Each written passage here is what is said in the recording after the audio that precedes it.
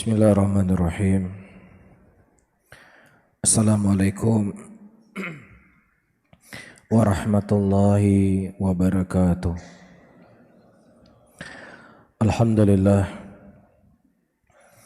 Alhamdulillahi hamdan katsira tayyiban mubarakan fih mubarakan alaih kama yuhibbu rabbuna wa yarda. Wa usalli wa usallim ala nabiyyina al-karim Muhammadin wa ala alihi wa ashabihi wa man tabi'ahum bi ihsanin ila yaumiddin. Saudara-saudaraku kaum muslimin dan kaum muslimat rahimani rahimakumullah, insyaallah pada malam hari ini kita lanjutkan kembali pembahasan kitab kita Kasyfus Syubhat, yaitu membongkar syubhat-syubhat ahlus syirk yang mereka melegalkan kesyirikan mereka dengan membawa hujah-hujah dan argumentasi yang sangat jauh dari kebenaran itu sendiri. Dari pembahasan yang sudah kita bahas pada pertemuan yang lalu, di mana orang-orang musyrikin mereka berkata, kami tidak beribadah kepada selain Allah, kami tidak berbuat kesyirikan. Hanya saja kami mendatangi kuburan orang-orang soleh, ya, dikarenakan kemuliaan mereka dan dekatnya mereka dengan Allah, ya, sehingga kami meminta agar mereka meminta hajat-hajat kami kepada Allah Subhanahu wa taala. Dan bagaimana kemudian kalian menyamakan antara perbuatan kami dengan orang musyrikin, sementara orang musyrikin di zaman Nabi SAW mereka menyembah berhala, mereka menyembah patung, ya. Dan kemudian dijawab oleh Syekh rahimahullahu taala, musyrikin di zaman dahulu mereka menjadikan, ya, berhala-berhala tersebut, menjadikan kubur-kubur tersebut bukan keyakinan bahwasanya kubur tersebut yang menciptakan mereka, tetapi mereka punya keyakinan wali-wali tersebut adalah orang-orang yang dekat dengan Allah, sehingga doa-doa mereka itu akan bisa disampaikan oleh wali-wali tersebut. Jadi sama persis apa yang kalian yakini dengan diyakini oleh musyrikin di zaman Nabi SAW. Dan orang-orang musyrikin zaman dahulu mereka bukan hanya menyembah kepada patung-patung, tapi ada di antara mereka juga menyembah para malaikat, ada di antara mereka yang juga menyembah para nabi dan menyembah para rasul. Ini pembahasan yang sudah kita bahas pada pertemuan yang lalu. Kemudian kata Syekh rahimahullahu taala, fa in qala, kalau seandainya mereka berkata, para musyrikin berkata, ana la a'budu illallah, saya tidak beribadah kecuali hanya kepada Allah. Wa hadza iltija ilaihim, adapun doanya kami kepada kuburan-kuburan orang saleh, wa du'auhum dan meminta melalui jalur mereka, laisa bi ibadatin, maka ini bukan ibadah. Ya, jadi datangnya orang-orang yang menyembah kubur ke kuburnya para wali, yang kemudian mereka meminta agar wali tersebut menyampaikan doa mereka kepada Allah, itu menurut definisi mereka bukan ibadah. Taib, kata mereka, laisa bi ibadatin, faqul lahu, maka katakanlah kepadanya, anta taqra anna Allah aftarada alaika ikhlas ibadah lillah, apakah engkau telah membaca di dalam Al-Quran, engkau mengetahui Allah Subhanahu wa taala telah mewajibkan kepada engkau untuk mengikhlaskan ibadahmu hanya kepada Allah. Engkau baca atau tidak? Qala fa idza qala, nam, iya saya baca. Allah Subhanahu wa taala memerintahkan di dalam Al-Qur'an untuk kita beribadah hanya kepadanya. Wa ma umiru illa liya'budullaha mukhlishina lahuddin. Bahkan setiap salat kita membaca usolli dhuhra arba rakaatin lillah. Iya, tidak ada perselisihan di antara kita. Ibadah kita harus kepada Allah. Kata siapa ini? Kata mereka. Baik, fakulahu. Ya, setelah dia mengakui bahwasanya ibadah hanya kepada Allah, maka kita katakan lagi sama mereka, fabayyin li, jelaskan kepada saya, Hadza alladhi faradahu 'alaika huwa al-ikhlasul ibadah lillah wa haqqu 'alaik fa in kana la 'arifu al-ibadah wa la anwahu fabayyanhu lahu biqaulika qala Allah ta'ala ud'u rabbakum tadarruan wa khufyatan innahu la yuhibbul mu'tadin. Jadi kita katakan kepada mereka, jelaskan kepada saya apa yang dimaksudkan oleh Allah Subhanahu wa taala mengikhlaskan ibadah hanya kepada Allah, yang itu merupakan kewajiban yang Allah wajibkan kepada dia dan juga kepada kita. Tapi ini ucapan kita.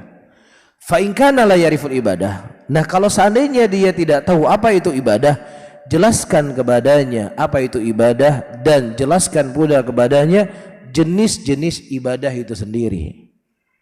Taib, karena sebagian orang mereka menganggap ibadah itu hanya ibadah sholat, hanya ibadah puasa. Ya, ketika mereka melakukan ibadah sholat, ibadah puasa, ibadah haji, ibadah umroh, mereka selalu berniat lillah. Jadi tidak boleh sholat yang kita lakukan itu kita palingkan kepada selain Allah, tidak boleh. Maka kita katakan ibadah itu bukan hanya sebatas sholat.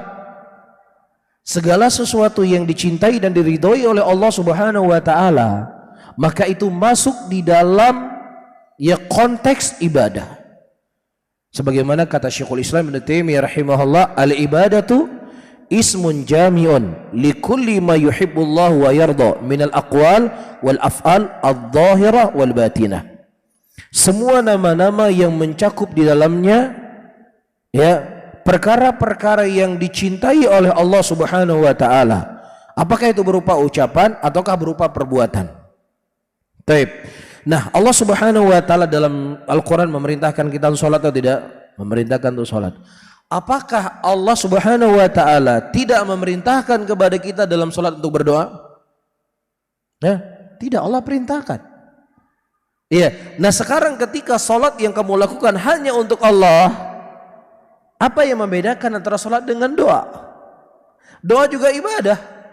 Ketika sholat itu murni hanya untuk Allah, maka doa juga hanya kepada Allah, nggak ada bedanya. Maka kita jelaskan kepadanya apa itu ibadah.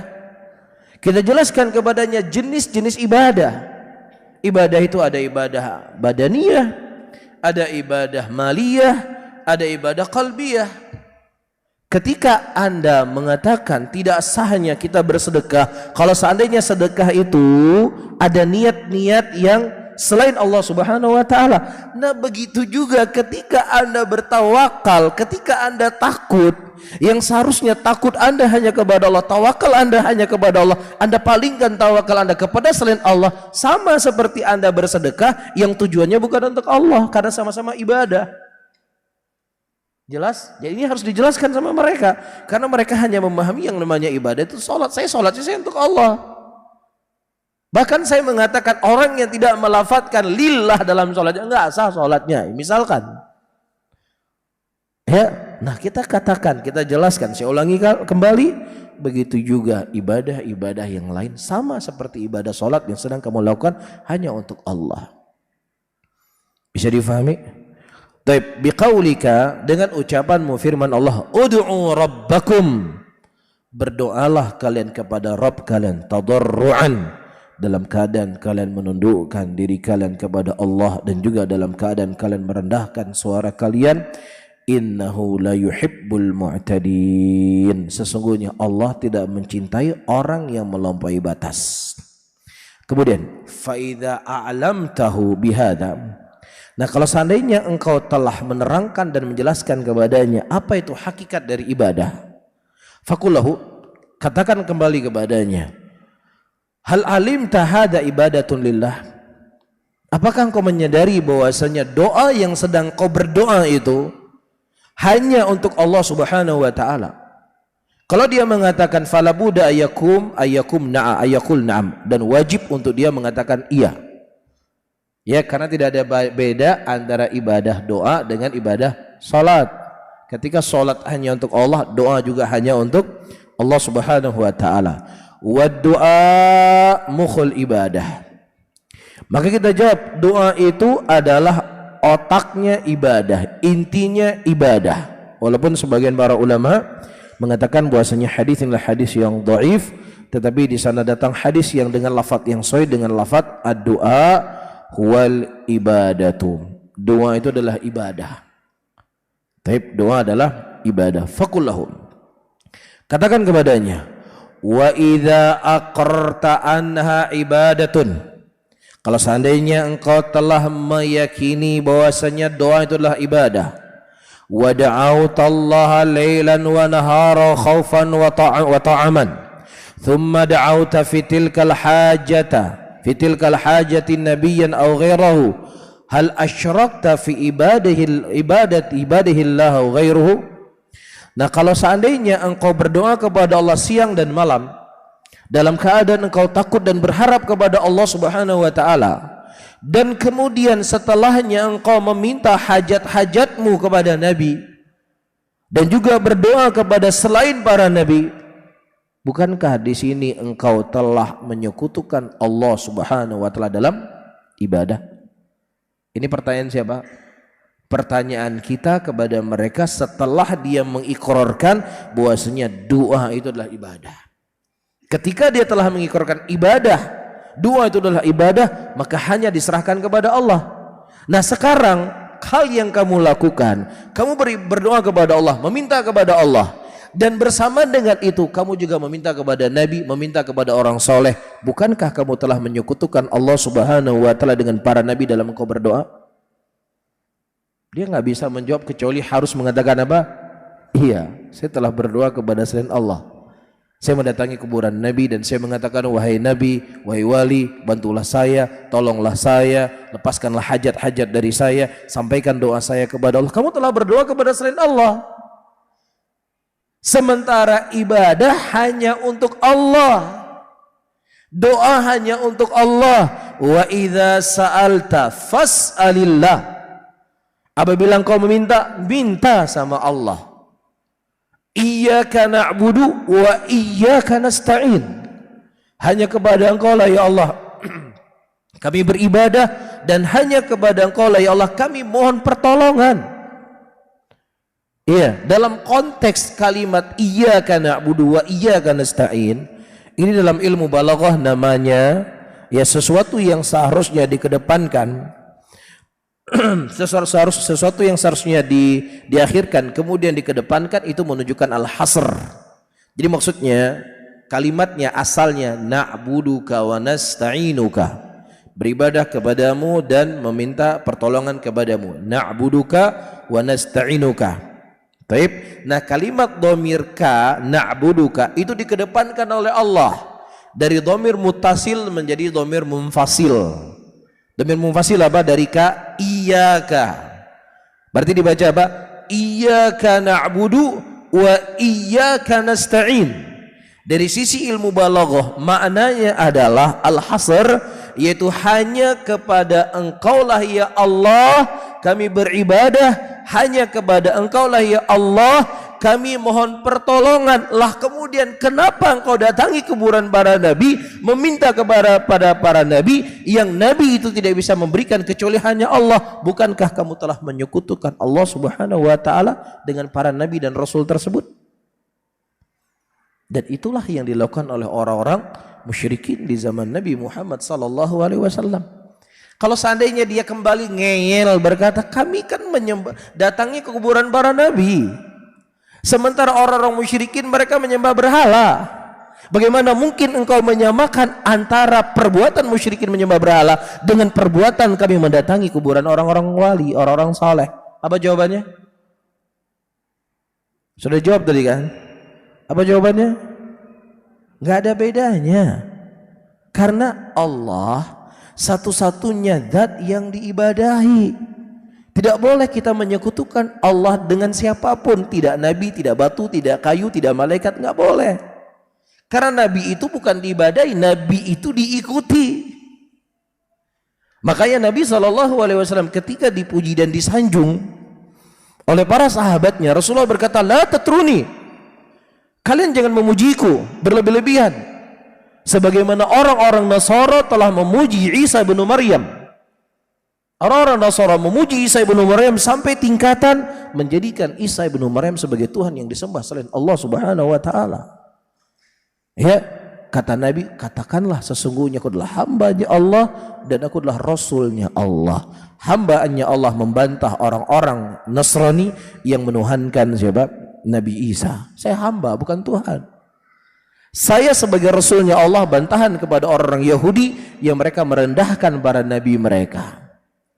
Bisa difahami di sini para hadirin dan hadirat.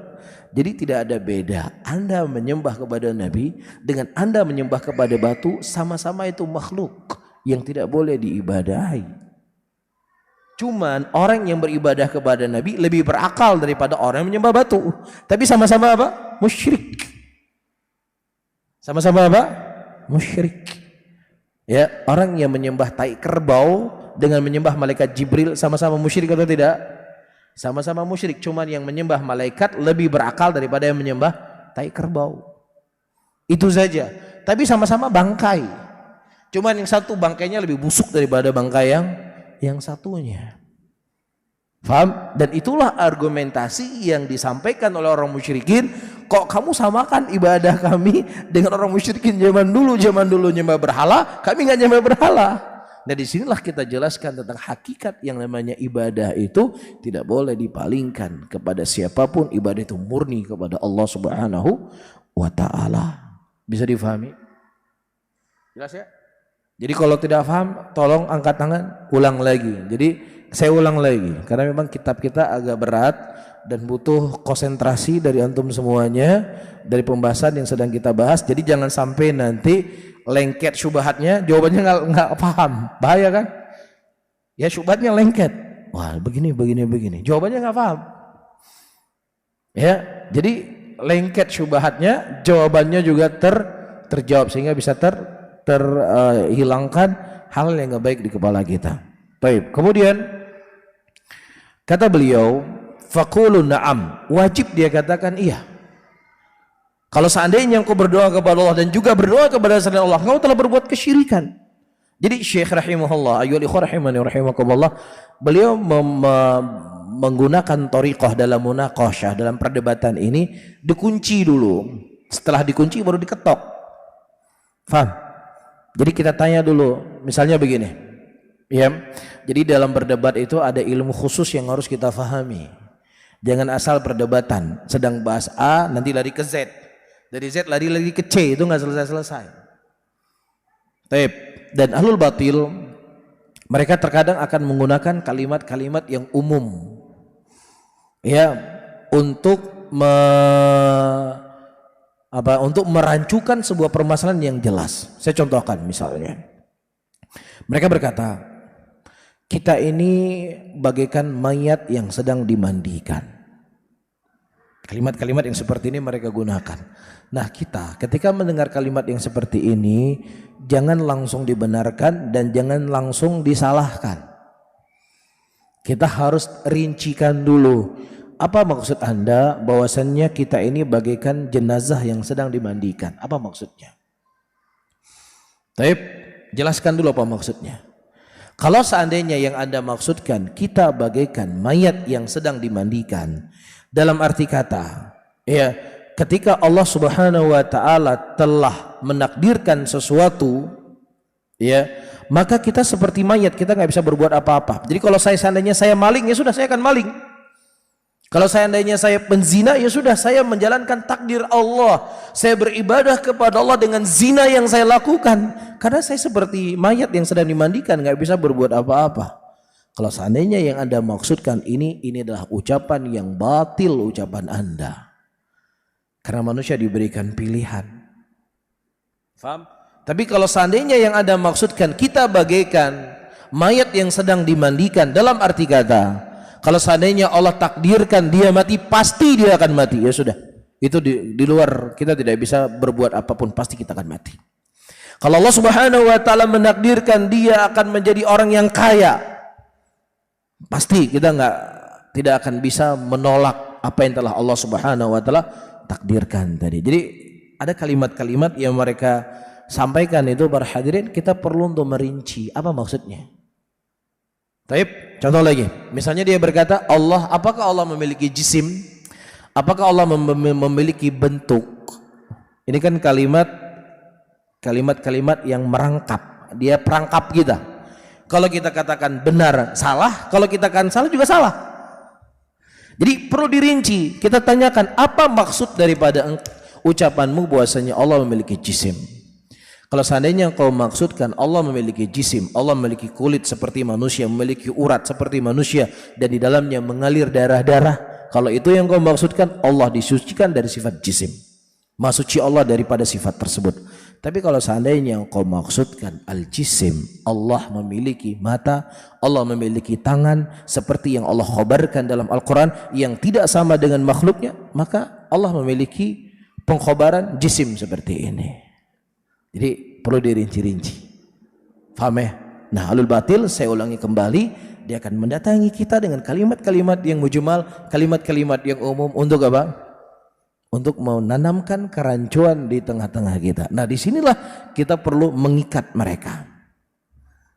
Ya, sebagaimana Allah Subhanahu wa taala menghujahi musyrikin pada waktu itu ketika dia mengatakan dia bisa menghidupkan, bisa mematikan. Allah Subhanahu wa taala memerintahkan kepadanya, tolong katakan kepadanya, pindahkan matahari yang tadinya terbit di sebelah timur disuruh terbit dari sebelah barat. Mampu enggak dia? Enggak mampu sudah. Ya, jadi ada metode di dalam orang membantah, dan ada kitab khusus yang ditulis oleh para ulama dalam permasalahan, dan Syekh rahimahullah beliau berjalan dengan kaidah seperti ini. Baik, jadi bentuk-bentuk pertanyaan, apa maksudnya kamu? Oh, maksudnya begini. Ya sudah, ini jawabannya, supaya kita mengikat dia. Baik. Nah, kemudian ya fala budda ayakulun na'am, maka dia harus mengatakan iya.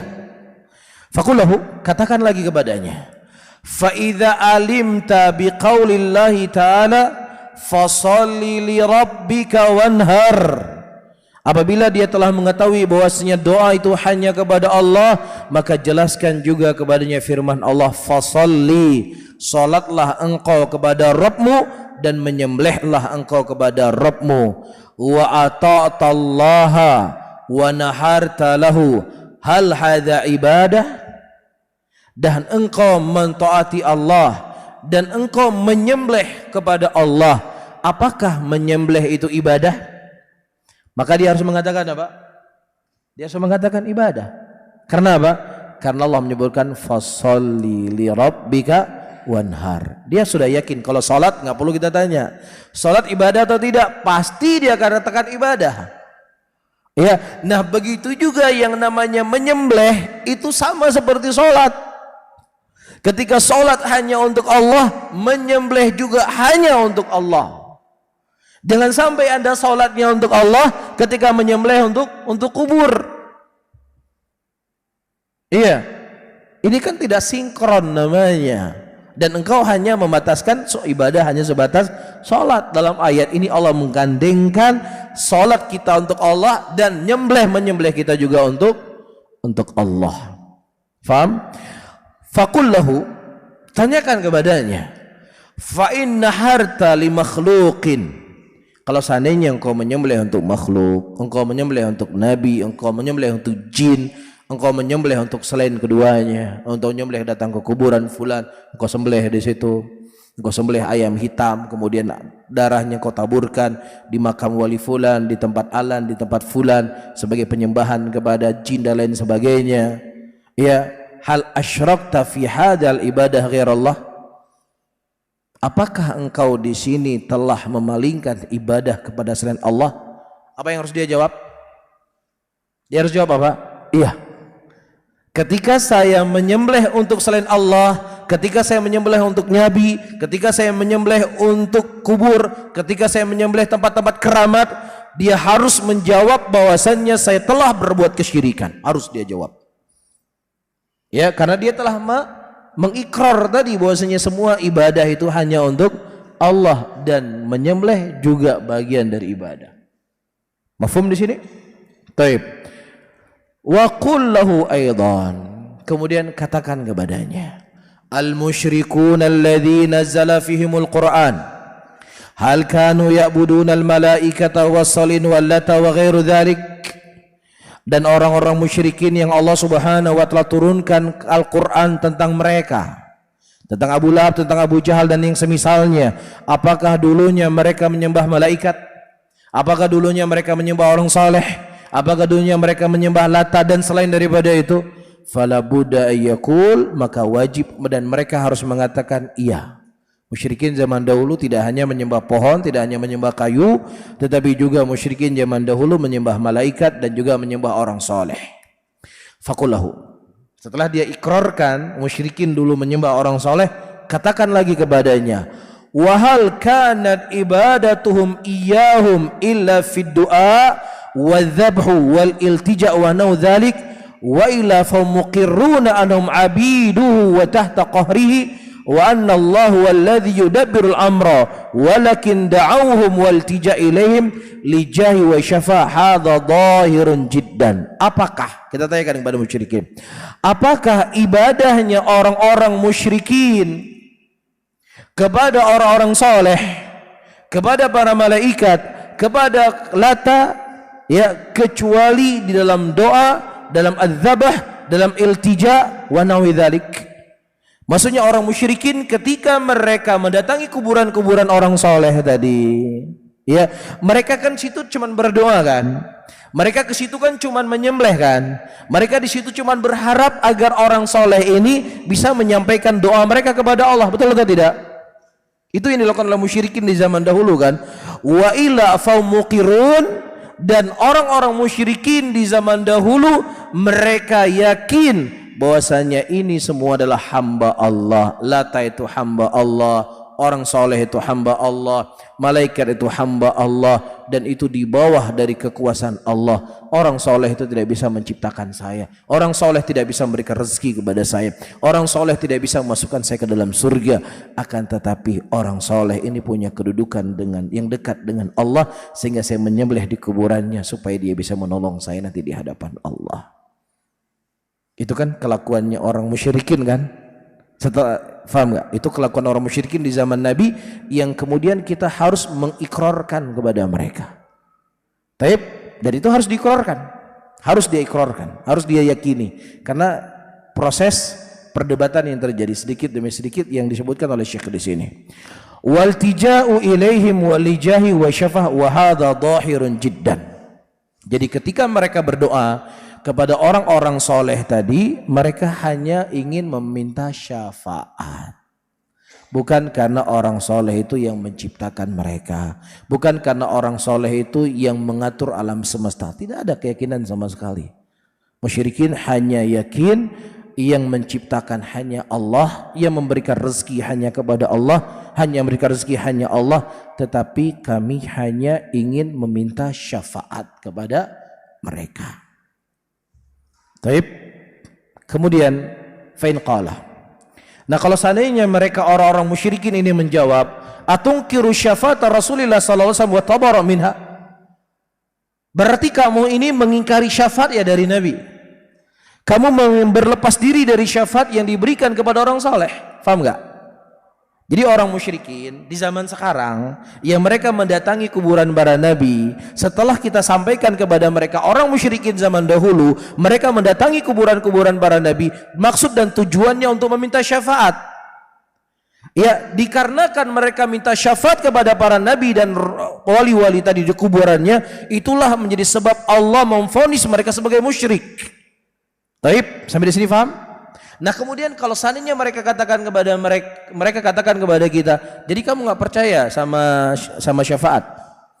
Jadi kamu nggak yakin kalau seandainya Nabi Muhammad SAW memberikan syafaat? Kan selalu begitu kan? Jadi ketika kita mengatakan jangan ya seseorang mendatangi kuburan dan berdoa ke kuburan, jangan meminta kepada kubur. Kesimpulannya mereka apa? Berarti nggak boleh ya ziarah kubur. Padahal Nabi membolehkan kita menziarahi kubur.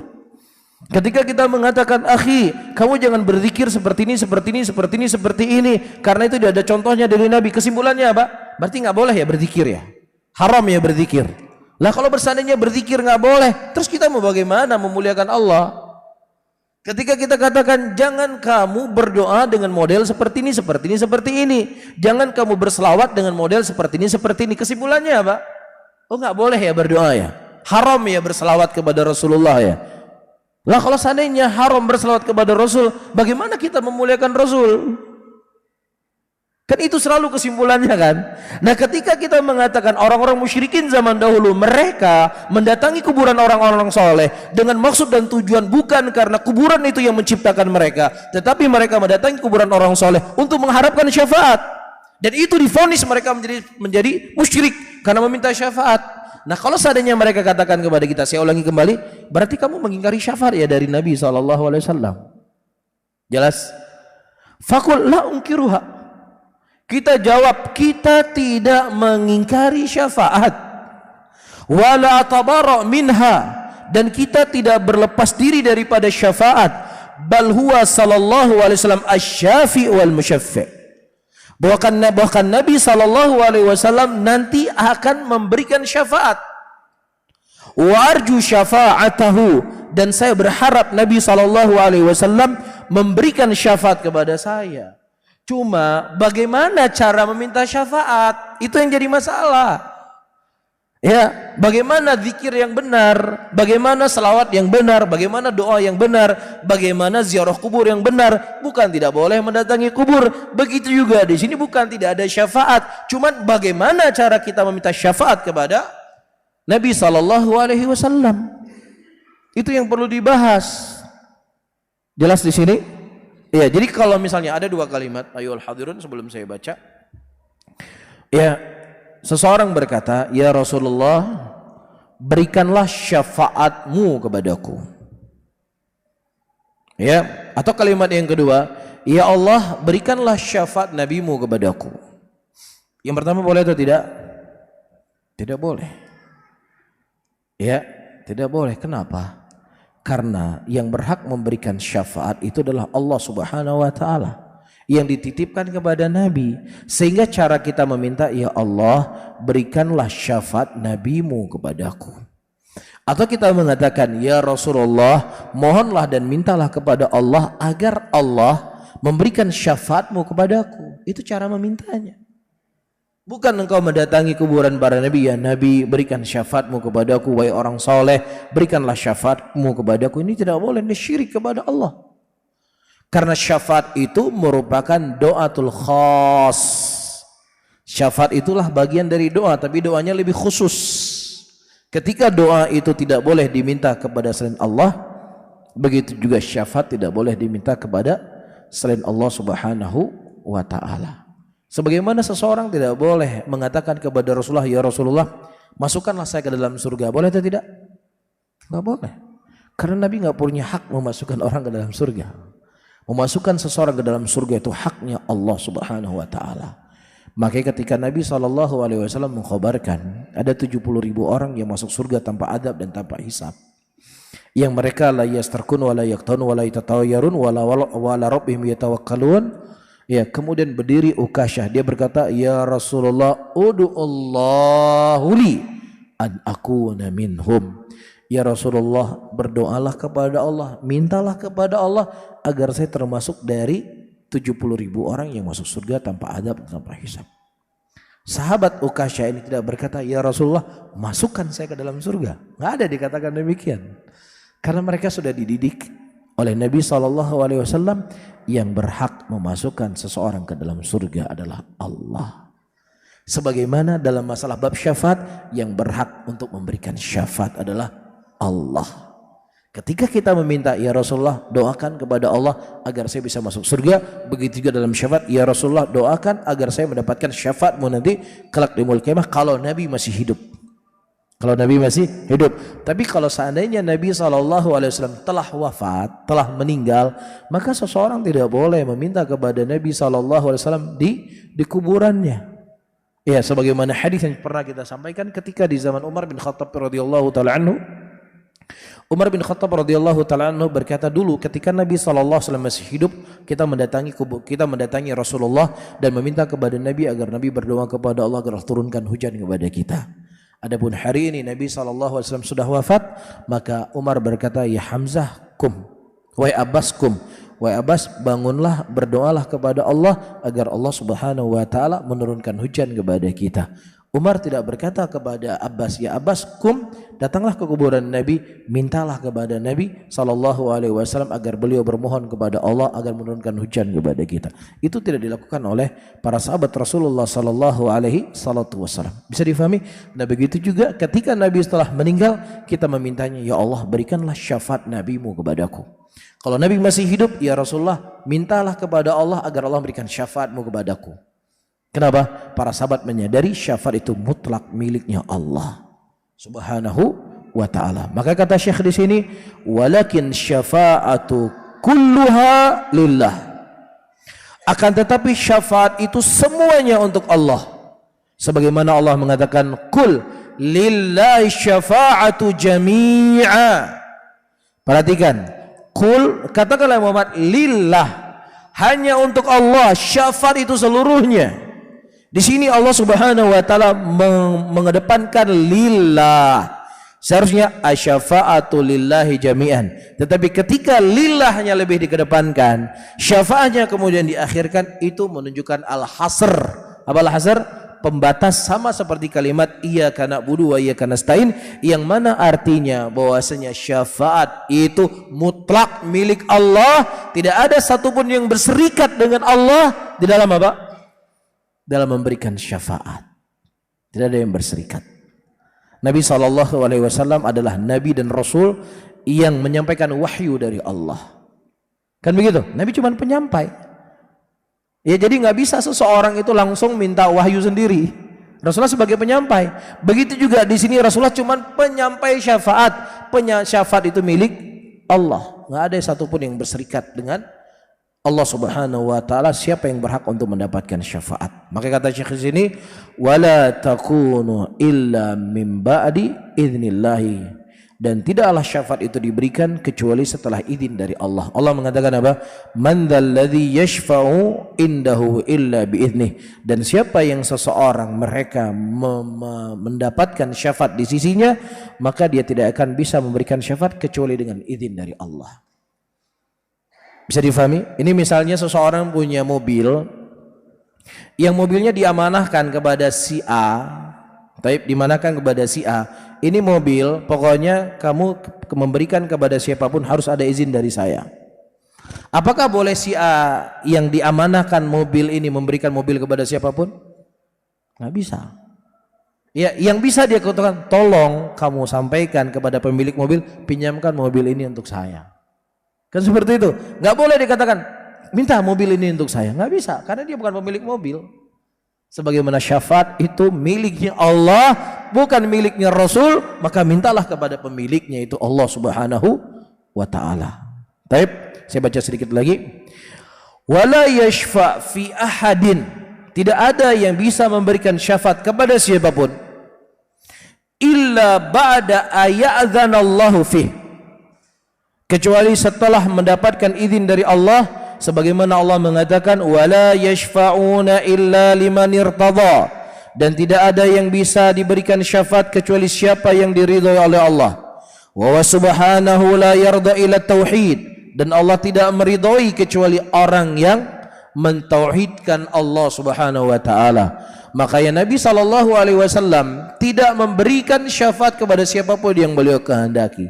Kalau seandainya Rasulullah SAW berhak secara mutlak untuk memberikan syafaat mutlak, beliau bisa bagi-bagi syafaat, beliau akan memberikan syafaat kepada ibunya, beliau akan memberikan syafaat kepada bapaknya, beliau akan memberikan syafaat kepada pamannya Abu Talib. Ya, tapi karena itu tidak dimiliki oleh Nabi SAW, Rasulullah SAW meminta kepada Allah, ya Allah, izinkan saya ya Allah untuk meminta ampun kepada ibu saya. Meminta ampun doa, syafaat juga doa. Ya, Nabi nggak langsung ampun ibu saya setelah saya ampuni, enggak. Beliau nggak mengatakan demikian, karena beliau sadar yang memberikan pengampunan itu haknya Allah, tidak ada sangkut paut dengan Nabi di sini ketika seseorang berbuat dosa dengan Allah. Makanya Nabi minta izin dulu sama Allah, ya Allah, boleh tidak saya berdoa agar engkau bisa memaafkan, mengampuni dosa orang tuaku? Minta izin Nabi. Kata Allah nggak dikasih izin, Allah turunkan ayat. Kemudian Allah hanya memberikan izin kepada Nabi untuk mendatangi kuburan orang tuanya. Adapun minta dia ampuni, nggak dikasih izin sama Allah. Nah kalau seandainya, saya ulangi kembali, kalau syafaat itu mutlak miliknya Nabi, ya, bukan miliknya Allah, milik Nabi mutlak, Nabi akan memberikan syafaat kepada siapapun yang boleh kehendaki. Ketika Rasulullah menyadari bahwa syafaat itu milik Allah, maka ya beliau meminta izin kepada Allah siapa yang berhak untuk mendapatkan syafaat, dan orang yang berhak untuk mendapatkan syafaat adalah orang-orang yang mentauhidkan Allah Subhanahu wa taala. Bisa difahami, musyrik tidak berhak untuk mendapatkan syafaat, siapapun dia. Tapi saya baca sedikit lagi. Wa may yabtaghi ghairal islam madina fala yuqbal minhu. Barang siapa yang seseorang berharap selain daripada agama Islam sebagai agamanya, maka tidak akan diterima darinya sebaik apapun kebaikan yang dia lakukan. Ini pondasi kita. Ini pondasi kita para hadirin menilai seseorang itu baik ataukah tidak baik. Tapi ini pondasinya. Punya pondasi enggak dia? Ketika dia enggak punya pondasi, kebaikannya runtuh semuanya. Dia berbuat baik sama manusia, dia ramah sama manusia, dia santun sama manusia, dia dermawan dengan manusia, dia suka membangun masjid, dia suka menghajikan para imam masjid, ya dia enggak korupsi dan lain sebagainya. Ini kebaikan atau tidak? Ini semuanya kebaikan. Tapi kalau kebaikan ini tidak ada pondasinya, akan bermanfaat atau tidak? Tidak akan bermanfaat. Apa pondasinya? Islam. Wa may yabtaghi ghairal islam madina fala yuqbala minhu, kata Allah. Barang siapa yang seseorang berharap selain Islam sebagai agama, tidak diterima. Iya, Allah mengatakan dalam ayat yang lainnya, wa ja'alnahu haba'an manthura. Kami jadikan semua kebaikan-kebaikan yang mereka lakukan itu apa? Bagaikan debu yang berterbangan. Tetapi ketika ada orang, ada pondasi Islam, tauhid di situ, ya, yang kemudian dia berbuat dosa, dia berbuat maksiat, terkadang pondasi tauhid yang dia punya ini bisa menolong dia kelak di yaumul qiyamah. Seperti hadis 90 laki-laki yang dibawa 99 catatan amalan kejelekan. Satu catatan amalan kejelekan sejauh mata memandang. Kemudian didatangkan satu bitokoh bertuliskan la ilaha illallah, pondasinya di sini. Dia berkata, ya Allah, apa manfaatnya tulisan la ilaha illallah dengan 99 catatan amalan kejelekan yang saya lakukan? Ketika ditimbang, ternyata la ilaha illallahnya lebih berat di sisi Allah. Kemudian Allah mengampuni dosanya dan kemudian masukkannya ke dalam surga. Kenapa? Ada pondasinya di sini. Nah, yang tadi berbuat baik nggak ada pondasinya. Nah, kita sebagai seorang muslim tentunya pondasi la ilaha illallah itu harus kita kuatkan. Kemudian yang kita bangun juga harus baik, berbuat baik kepada manusia, santun dan lain sebagainya. Bisa difahami ya? Karena orang-orang nanti akan datang dari bab ini. Selama dia nggak mengganggu manusia, selama dia tidak memudaratkan manusia, selama dia tidak mengusik manusia, udah dia manusia yang paling baik. Tidak bisa. Standar kita di sini. Ada pondasi yang dia harus bangun kebaikannya tersebut dengan Islam. Mufhum ya? Saya baca sedikit lagi karena ini sambung. Fa idza kanat syafa'atu kulluha lillah wa la takunu illa min ba'di idzni wa la yashfa'u an-nabiy sallallahu alaihi wasallam wa la ghairu fi ahadin hatta ya'dhana Allah fi wa la ya'dhana Allah ta'ala illa li ahli tauhid tabayyan laka anna syafa'ata kulluha lillah utlubha minhu. Ya. Nah, apabila syafaat itu seluruhnya untuk Allah dan tidak akan ada syafaat yang bisa diberikan kepada siapapun kecuali setelah izin dari Allah. Wala yashfa'un nabi, Nabi SAW tidak bisa memberikan syafaat. Begitu juga selain dari Nabi tidak bisa memberikan syafaat kepada siapapun sampai mendapatkan izin dari Allah. Dan tidak ada orang yang diizinkan oleh Allah kecuali orang-orang yang bertauhid. Maka jelaslah bagimu bahwasanya syafaat itu hanya untuk Allah. Maka mintalah sama Allah, jangan kamu minta kepada kubur. Mohonlah kepada Allah, jangan kamu minta kepada orang soleh, kuburan orang soleh. Paham di sini? Jelas ya? Karena ketika kita tadi mengatakan di awal, ya, orang-orang musyrikin dulu mereka mendatangi kuburan orang soleh meminta syafaat. Jawabannya mereka apa? Apakah kamu nggak percaya dengan syafaatnya Nabi? Kamu nggak beriman Rasulullah memberikan syafaat? Kita katakan kami beriman, Nabi memberikan syafaat, kami beriman. Akan tetapi syafaat itu mutlak milik Allah. Tidak bisa Nabi memberikan syafaat kepada siapapun kecuali setelah dapat izin dari Allah. Maka kepada siapa kamu minta? Kepada siapa minta? Kepada Allah. Di situ masalahnya. Ya, masalahnya kamu datang ke kuburan minta syafaat kepada para wali, sementara wali tidak bisa memberikan syafaat kecuali setelah dapat izin dari Allah. Maka mintalah sama Allah. Jadi apa salahnya kami ketika kami menyeru kalian dengan hal yang seperti ini? Kecuali kami mengatakan jangan datang ke kuburan itu. Mintalah kepada kuburan yang kami, lebih sakti kuburan kami daripada kuburan itu, baru kamu salahkan kami. Iya, jangan datangi tempat keramat itu karena itu milik fulan. Datangi tempat keramat kami lebih bersih, lebih hebat ini tempat keramatnya dibandingkan keramat itu. Boleh kamu salahkan kami. Masalahnya sekarang jangan minta syafaat kepada siapapun, mintalah kepada Allah. Apa salahnya? Kita sedang menyeru konsekuensi realisasi dari firman Allah, iyyaka na'budu wa iyyaka nasta'in. Hanya kepada Engkau lah ya Allah kami beribadah, hanya kepada Engkau lah ya Allah kami mohon pertolongan. Masuk dalamnya ibadah apa? Syafaat. Ya Allah, hanya kepadamu kami meminta syafaat. Bisa difahami? Baik, Allahu a'lam bishawab. Insyaallah kita sambung pada salat Isya. Tapi paham ya? Paham? Jadi kalau ngomong terlalu kencang, antum tolong direm ya, cium tangan. Jadi jangan kita lewat tapi nggak paham. Ya, jadi seperti saya katakan ini pelajaran kita agak berat sedikit. Jadi memang harus fokus dan konsentrasi. Baik, barakallahu fikum, jazakumullah khairan. Subhanallah bihamdika, asyhadu an la ilaha illa anta, astaghfiruka wa atubu ilaih. Wassalamualaikum warahmatullahi wabarakatuh. Allahu akbar, Allahu akbar. Allahu akbar,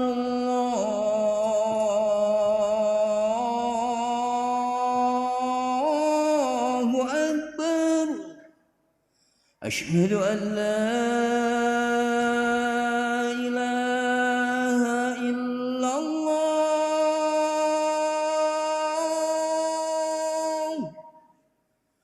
Asyhadu an la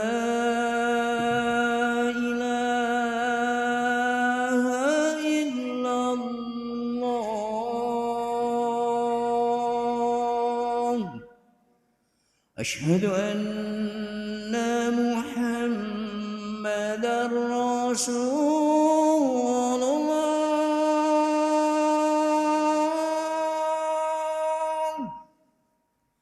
أشهد أن محمدًا رسول الله.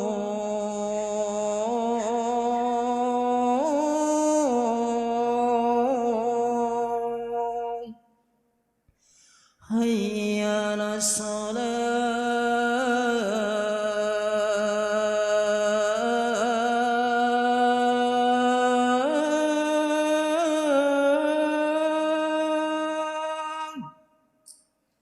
حي على الصلاة.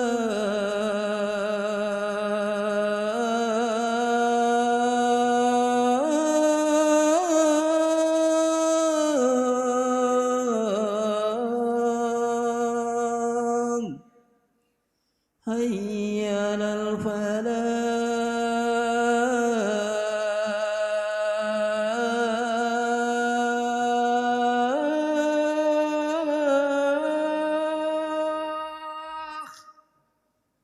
حي على الفلاح.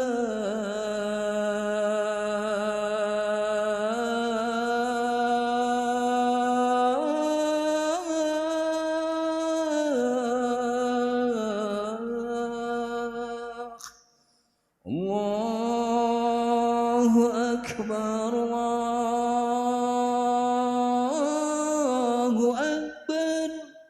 لا إله إلا الله.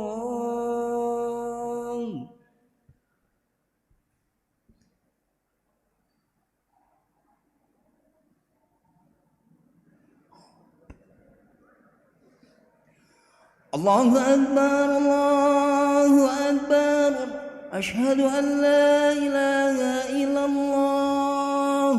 أشهد أن محمدًا رسول الله. حي على الصلاة. حي على الفلاح قد قامت الصلاة قد قامت الصلاة الله أكبر الله أكبر لا إله إلا الله. Istawu istaqimu i'tadilu. Shaf yang diluruskan dan dirapatkan.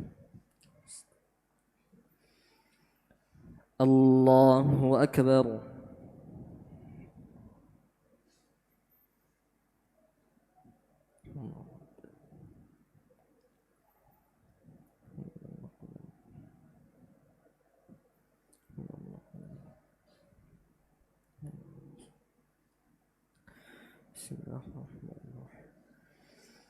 الحمد لله رب العالمين الرحمن الرحيم مالك يوم الدين إياك نعبد وإياك نستعين اهدنا الصراط المستقيم صراط الذين أنعمت عليهم غير المغضوب عليهم ولا الضالين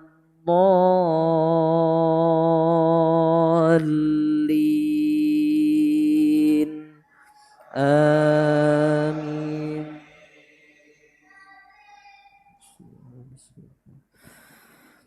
لم يكن الذين كفروا من أهل الكتاب والمشركين منفكين حتى تأتيهم البينة رسول من الله يتلو صحفا مطهرة فيها كتب قيمة وما تفرق الذين أوتوا الكتاب إلا من بعد ما جاءتهم البينة وما أمروا إلا ليعبدوا الله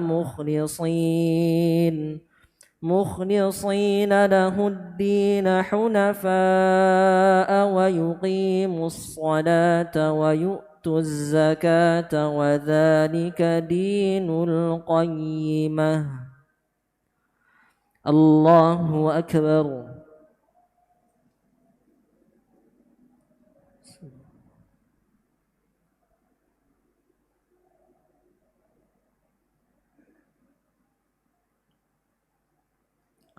سمع الله لمن حمده.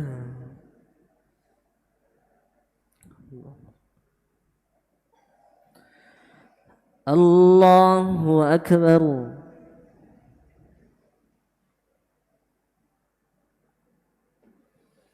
الله أكبر.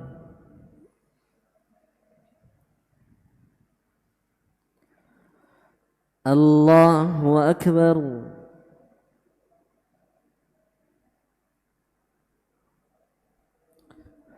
الله أكبر. الحمد لله رب العالمين الرحمن الرحيم مالك يوم الدين إياك نعبد وإياك نستعين اهدنا الصراط المستقيم صراط الذين أنعمت عليهم غير المغضوب عليهم ولا الضالين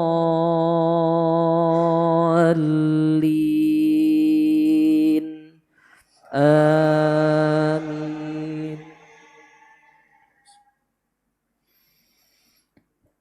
إن الذين كفروا من أهل الكتاب والمشركين في نار جهنم خالدين فيها أولئك هم شر البرية إن الذين آمنوا وعملوا الصالحات أولئك هم خير البرية جزاؤهم عند ربهم جنات عدن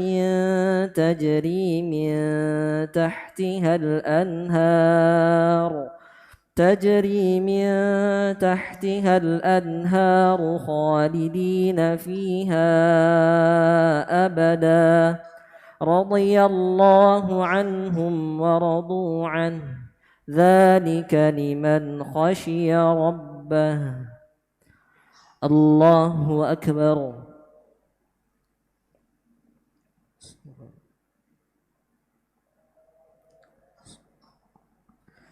سمع الله لمن حمده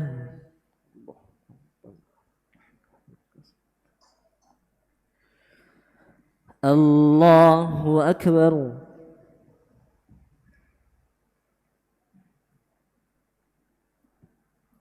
الله أكبر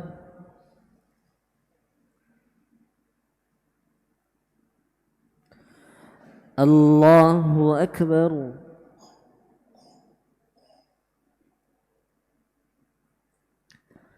الله أكبر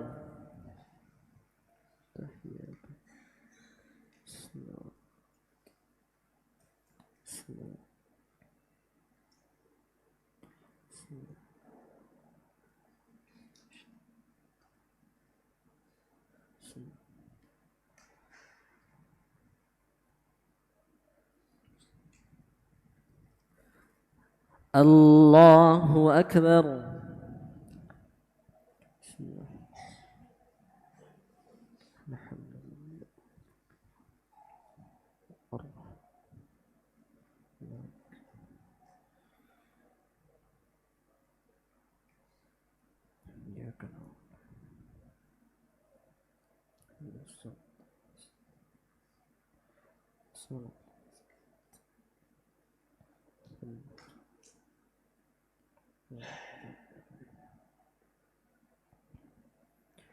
الله أكبر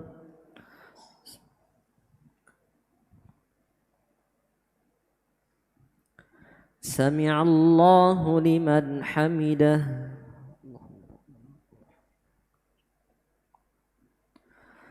الله أكبر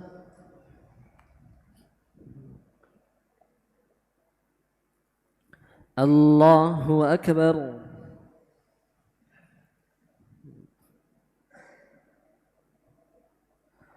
الله أكبر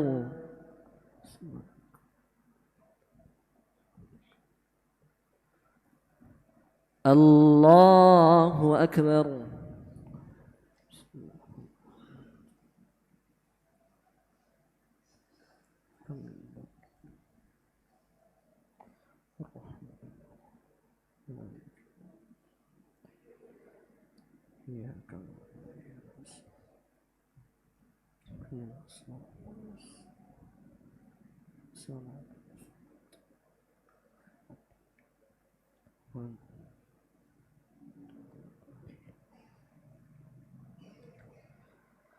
الله أكبر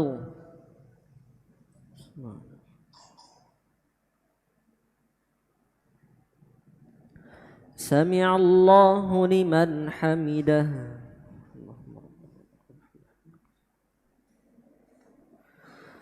الله أكبر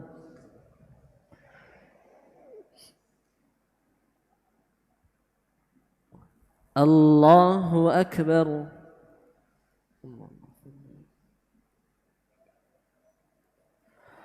الله أكبر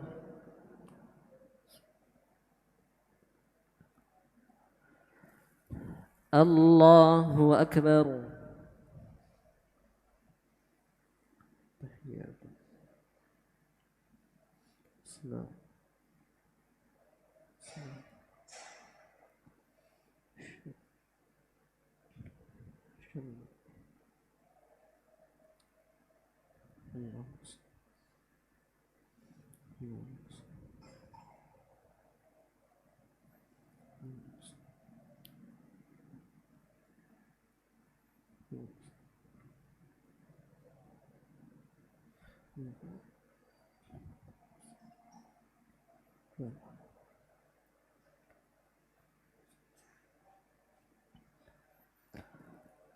السلام عليكم ورحمة الله. السلام عليكم ورحمة الله.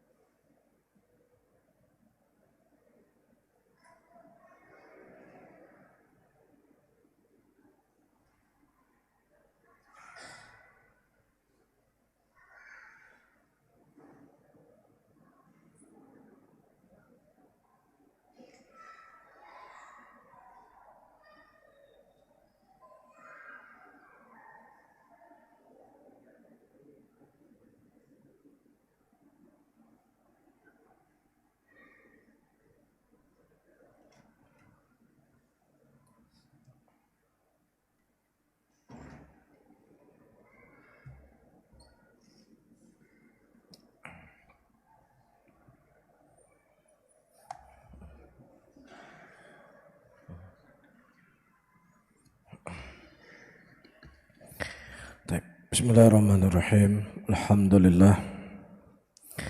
Alhamdulillah hamdan katsira tayyiban mubarakan fih mubarakan alaih kama yuhibbu rabbuna wa yarda wa usalli wa usallim ala nabiyina al-karim Muhammadin wa ala alihi wa ashabihi wa man tabi'ahum bi ihsanin ila yaumiddin. Baik, kita lanjutkan. Sebelum kita lanjutkan, para hadirin dan hadirat, saya ingin melihat paham nggak kira-kira apa yang saya jelaskan tadi. Kalau seandainya orang-orang yang mendatangi kubur dan dia meminta kepada kubur dengan alasan kami meminta syafaat kepada mereka, bukankah Nabi SAW akan memberikan syafaat? Bukankah orang-orang soleh mereka akan memberikan syafaat? Lah, kalau mereka memberikan syafaat, apa salahnya kami minta kepada mereka? Apa salahnya? Kamu mengingkari Nabi nggak bisa memberikan syafaat. Ya, ini syubhat atau ini hak atau batil? Batil. Tapi apa jawabannya?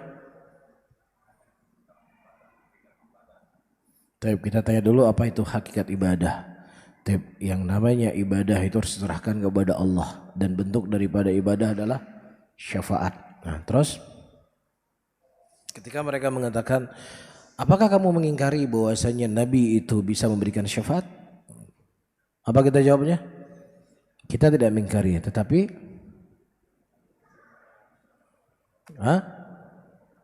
kita tidak mengingkari Nabi bisa memberikan syafaat, tetapi kita minta syafaatnya bukan kepada Nabi, kita minta syafaatnya kepada siapa?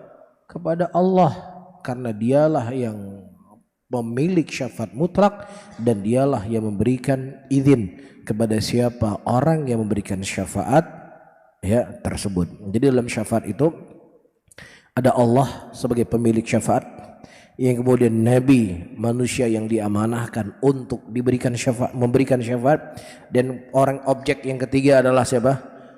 Orang yang diberikan syafaat. Nah, orang yang diberikan syafaat ini dia bisa mengatakan kepada penengah, kalau penengah itu masih hidup, wahai Nabi, berikanlah syafaatmu kepadaku. Wahai Nabi, berdoalah kepada Allah agar Allah memberikan syafaatmu kepadaku.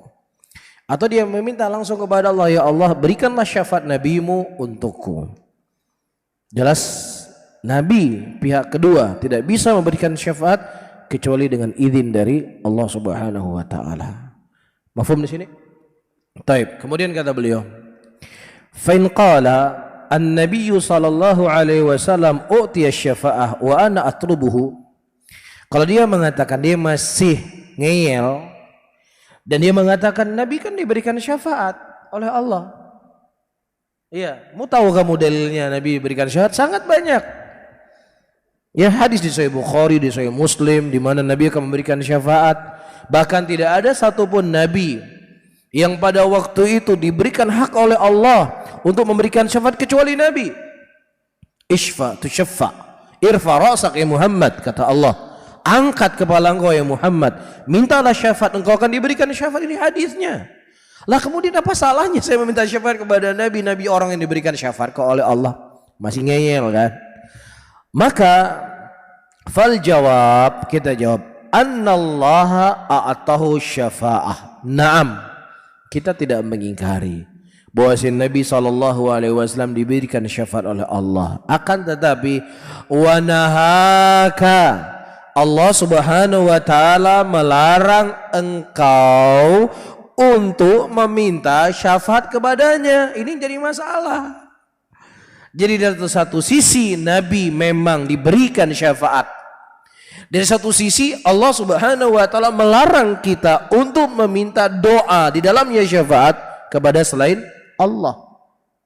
Apa kata Allah dalam Al-Quran? Fala tad'u ma'allahi ahada. Jangan kalian berdoa yang kemudian dalam doa kalian tersebut kalian sekutukan Allah dengan sesuatu yang lainnya. Allah dalam ayat ini menggunakan kalimat ahada. Coba untuk melihat ayat yang saya baca tadi. Fala tad'u ma'allahi ahada. Ahada dalam bahasa Arab itu disebut sebagai nakirah. Dalam bahasa Arab kan ada ma'rifat, ada nakirah kan. Nah kalimat nakirah ketika didahului oleh an-nahi, an-nafi, wa du'a, maka itu menunjukkan keumuman. Ya, maksudnya adalah jangan kalian berdoa bersama Allah, kalian berdoa kepada Allah, bersamaan dengan itu kalian juga berdoa kepada Nabi, bersamaan dengan itu kalian juga berdoa kepada malaikat, bersamaan dengan itu kalian juga berdoa kepada orang soleh, bersamaan dengan itu kalian juga berdoa kepada mayit-mayit. Nggak boleh, jangan. Ya, dan kita sudah bahas tadi bahwasanya syafaat bagian dari ibadah. Syafaat bagian dari doa. Jadi maksud daripada ayat ini, jangan engkau meminta syafaat kepada selain Allah. Faham?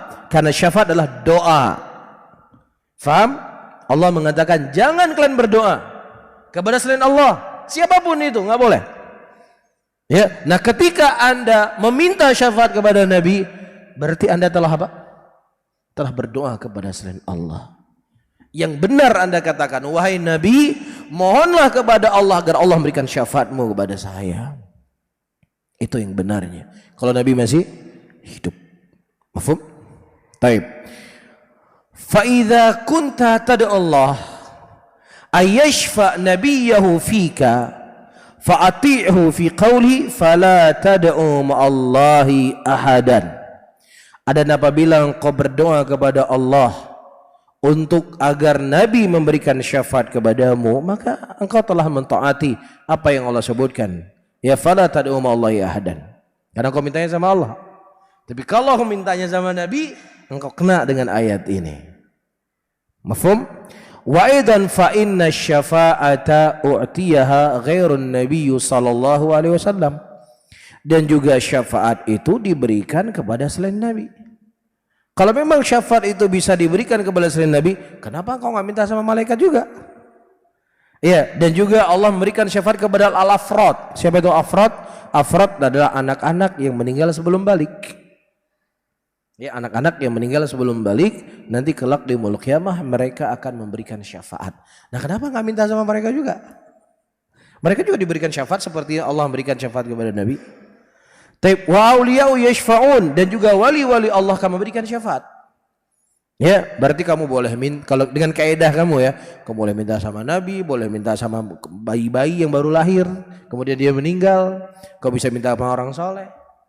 Enggak, saya khususkan sama Nabi saja. Karena Nabi orang yang paling dekat dengan Allah. Dalam ibadah mas, kembali kepada kaidah, tidak boleh Allah disekutukan dengan apapun. Jelas? Wa ataqulu anna Allah a'tahum syafa'a fatlub minhum.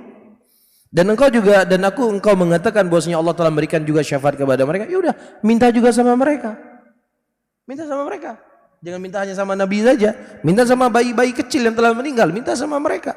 Karena mereka juga diberikan syafaat. Fa in qulta hadza raja'ta ila ibadatis salihin allati dzakaraha Allah fi kitabih wa in qulta la batala qaulak a'tallahu syafaa wa ana atlub mimma a'tahu Allah. Fa in qala ana la usyriku billahi syai'a hasya wa kala walakin al-iltija ila salin laysa bisyirkin. Taib, setelah Syekh membahas tentang, saya tidak artikan lagi, jadi kembali kepada hal yang saya sudah sejelaskan tadi, kemudian masuk dalam bab yang kedua. Ya, paham di sini? Jadi intinya, kalau seandainya engkau boleh meminta syafaat kepada Nabi, juga melazimkan engkau boleh meminta kepada anak kecil. Kenapa engkau tidak minta kepada mereka? Paham? Tetapi yang hakikatnya kita enggak boleh minta kepada siapapun, karena syafaat itulah bagian dari doa. Tapi urusan syafaat sudah selesai ya? Sudah selesai urusan syafaat. Ini saya baca satu bab lagi, kemudian kita tutup pengajian kita. Fa in qala. Ini alasan mereka lagi. Masalah syafaat sudah selesai, lari lagi kepada pembahasan yang lainnya. Dia berkata, "Ana la usyriku billahi syai'an hasya wa kala." Saya enggak mungkin berbuat syirik sama Allah. Saya tiap tahun naik haji. Masjid banyak saya bangun. Salat malam. Membantu fakir miskin. Enggak mungkin saya berbuat syirik. Saya cinta sama Allah. Saya cinta kepada Rasul. Hasya wa kala. Enggak mungkin saya berbuat kesyirikan, kata mereka. Lakin al-iltija ila salihin, akan tetapi kami kembali kepada orang soleh. meminta melalui mereka, berdoa melalui mereka, itu bukan syirik, Mas. Kata siapa? Kata mereka. Ulang lagi kan? Ya udah kita ladeni lagi.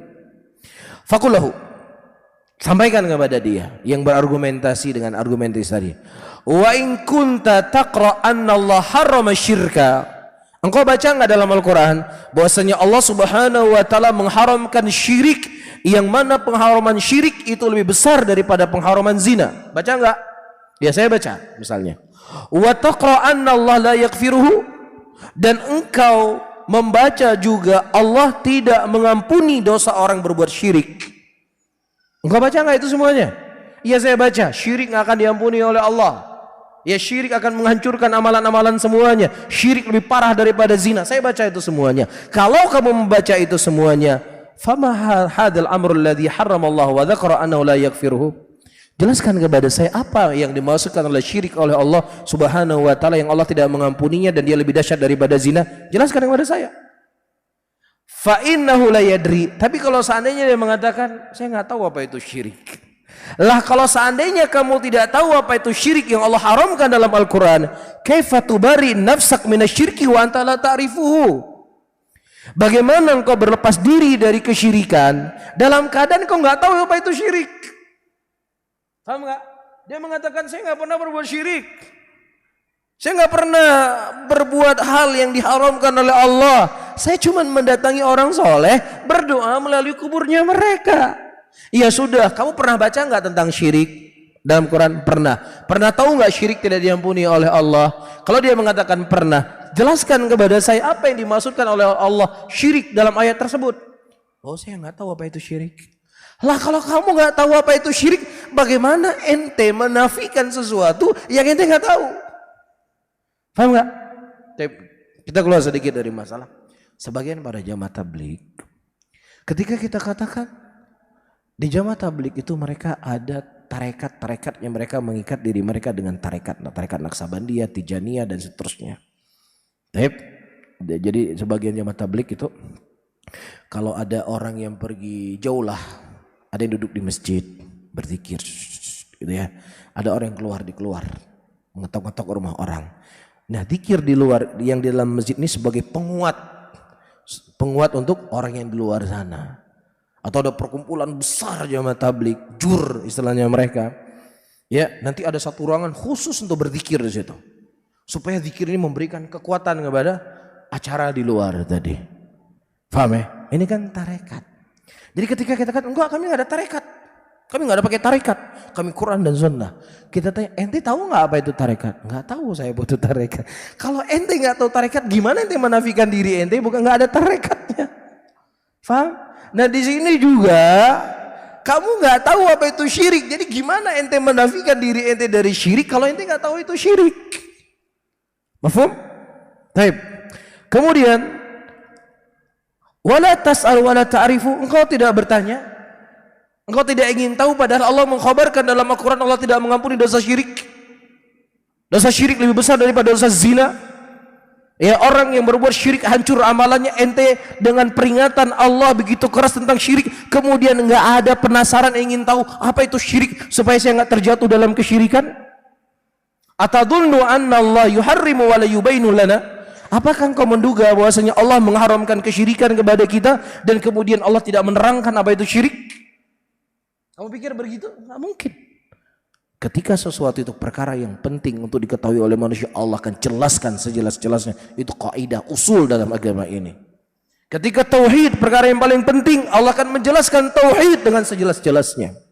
Ketika perkara syirik perkara yang sangat berbahaya, Allah akan menjelaskan bentuk syirik dengan sejelas-jelasnya. Saking jelasnya dari awal Al-Quran sampai akhir Al-Quran, semuanya menjelaskan tentang tauhid dan syirik kepada Allah Subhanahu wa ta'ala.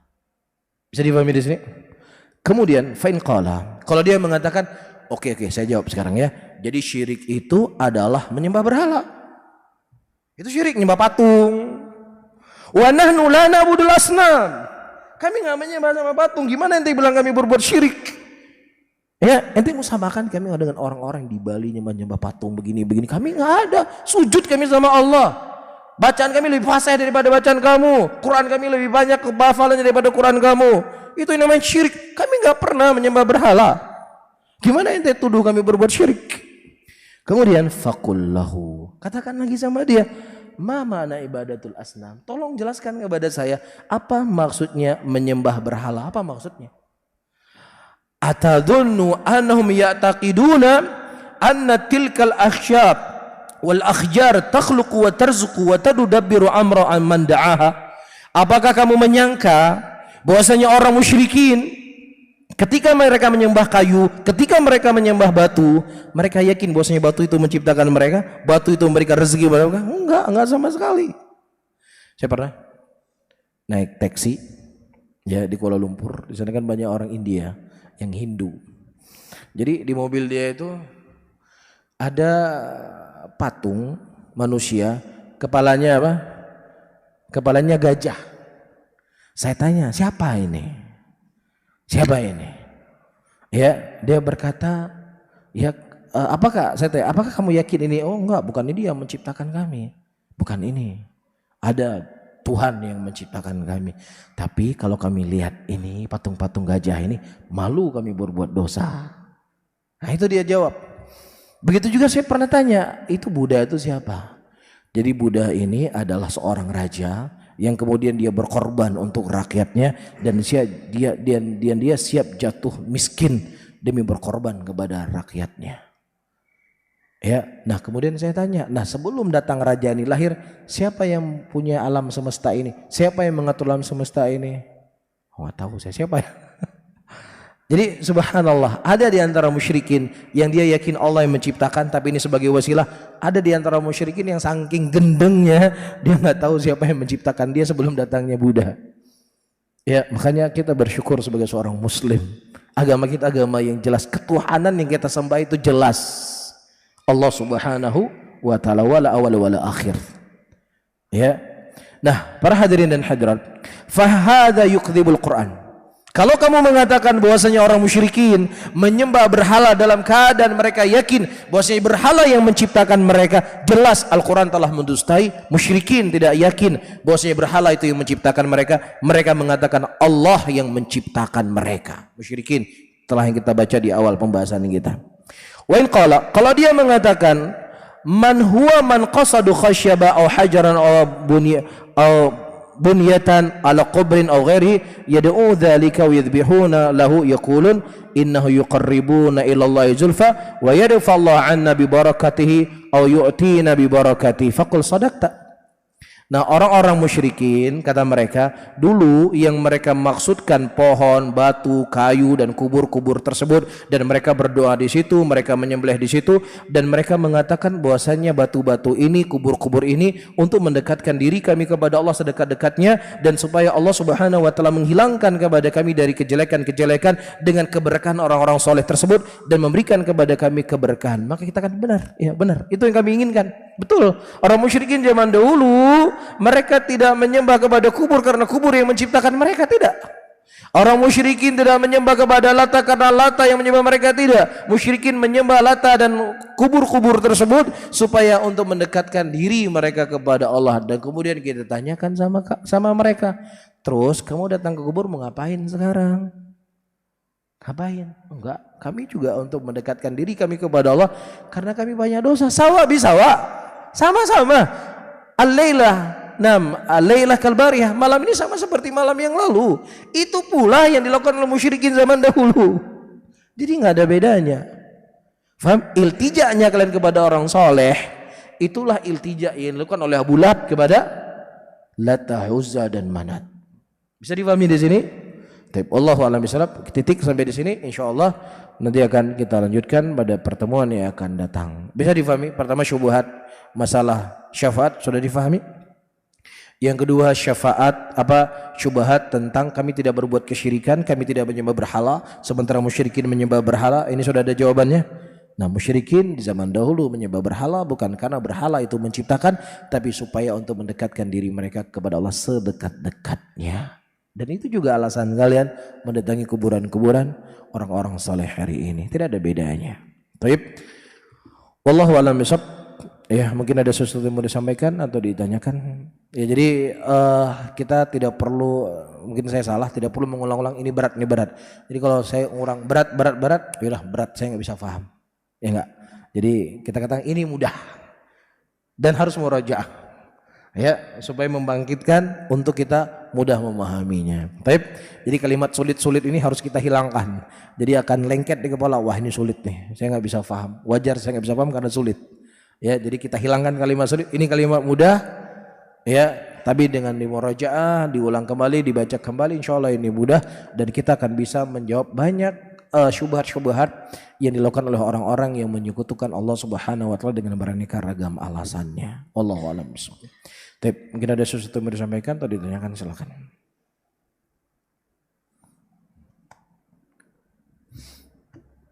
Nah, silakan.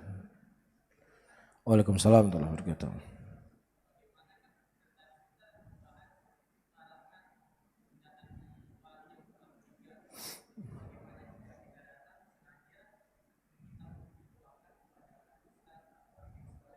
Ya. Taib. Nah, para hadirin dan hadirat yang dimuliakan oleh Allah. Taib, tidak ada masalah kita mendatangi kuburan orang soleh. Ya, sebagaimana kita mendatangi kubur Nabi kita, mendatangi kubur Abu Bakar, Umar, dan juga mendatangi kuburan Baqi. Di situ ada orang-orang mukminin, salihin. Tetapi yang terlarang itu adalah ketika perjalanannya perjalanan yang panjang. Ya, dia melakukan perjalanan dari satu daerah ke daerah yang lainnya. Ya, saya pernah datangi sebuah daerah, itu masya Allah, bisnya itu seperti jamaah umroh. Bis lewat bis, saya nggak perlu sebut namanya. Ya, itu masya Allah, ibu-ibu, bapak-bapak dari perjalanan dari Jakarta datang ke tempat tersebut naik kapal lagi hanya untuk mendatangi kuburan. Kalau dia memintanya sama Allah, tidak meminta kepada kubur, maka sudah terlarang karena dia telah melakukan perjalanan panjang.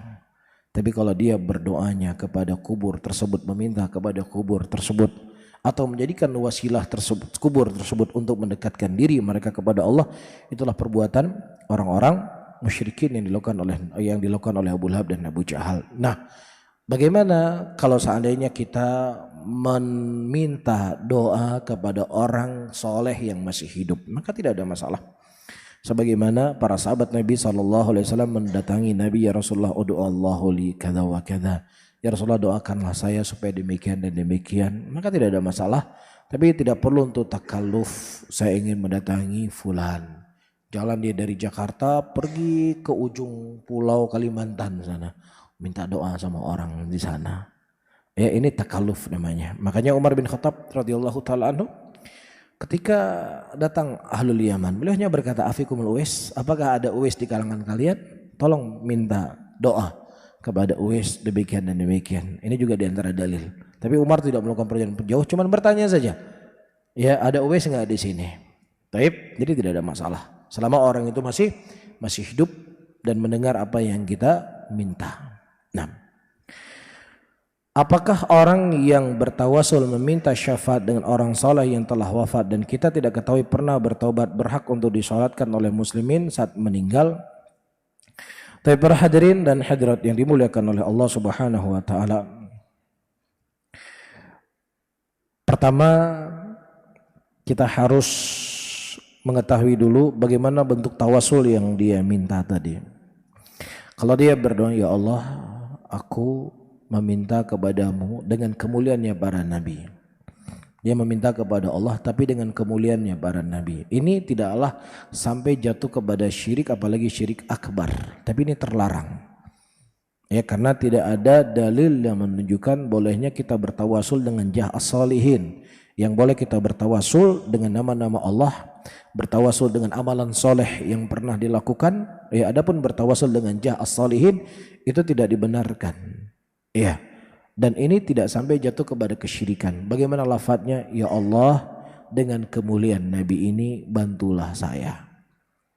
Ya, dia bertawasul dengan jah solihin. Tapi kalau seandainya dia mengatakan, wahai orang soleh, panjatkanlah doaku kepada Allah Subhanahu wa taala agar Allah menghilangkan penyakit-penyakit dariku, itulah kesyirikan dilakukan oleh musyrikin. Tapi kalau seandainya orang berkata, ya wali fulan, tolong saya, ini lebih parah lagi kesyirikannya. Ente menjadikan orang soleh sebagai wasilah menyampaikan doa sama Allah, itu dianggap syirik, apalagi minta langsung kepada mayit-mayit tersebut.